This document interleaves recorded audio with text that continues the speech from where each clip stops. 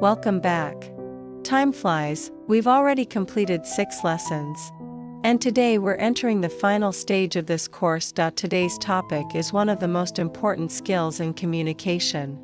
How to stay effective even under pressure and conflict. So what does high emotional intelligence really mean? At its core, it's the ability to manage your own emotions and influence the emotions of others. Sounds simple. In reality, it's not. That's why emotional control and communication under stress are skills you have to train deliberately. Quick recap before we begin. Let's briefly review what we've covered so far: how to speak with confidence, how to communicate with empathy, how to listen effectively, how to structure your message using RAP, result, audience, points, how to express your feelings honestly using a 4-step framework. These are not learn once and done skills. They improve through repetition. If you're not perfect yet, that's normal. Progress in communication is always gradual. What is a difficult conversation? Let's get into today's topic. Have you ever had a conversation you really didn't want to have?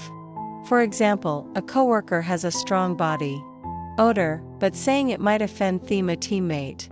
Keeps missing deadlines, and it's hurting the project. You strongly disagree with someone in a meeting, and neither side backs down. These are what we call difficult conversations. They usually happen when 3 conditions exist: strong disagreement, both sides believe they're right, high emotions, frustration, anger, or tension is present, high stakes. The outcome actually matters. When these 3 combine, communication becomes extremely challenging. How people typically react when faced with pressure or conflict.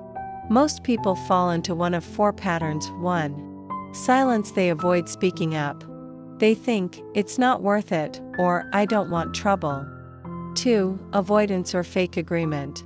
They say, you're right, but don't actually mean it. 3. Emotional outburst. They lose control, argue, attack, or try to win. 4. Retaliation. They hold grudges and look for chances to get back at the other person. Now be honest. Which one sounds like you?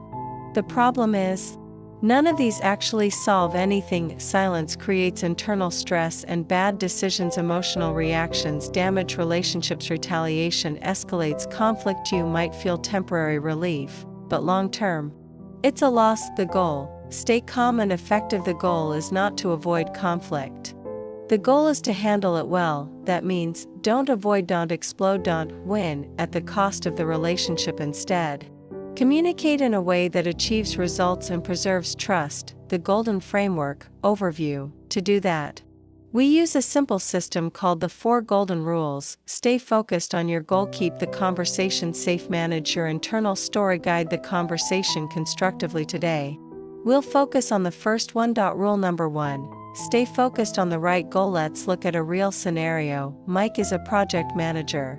Recently, performance has dropped, and the team is under pressure. During a meeting, a colleague suddenly says, honestly, the problem might be you. Your communication with the client is weak, and that's why we're losing support. Now imagine you're Mike. What's your first reaction? Most people instantly shift their goal. From solving the problem to defending themselves. They start thinking, who are you to question me?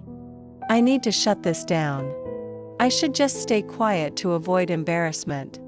In that moment, the original goal is lost. What should Mike do instead? He should pause and reconnect with the real goal. We need to solve the performance issue. Instead of reacting emotionally, he could respond like this: that's an important point. Can you share specific examples?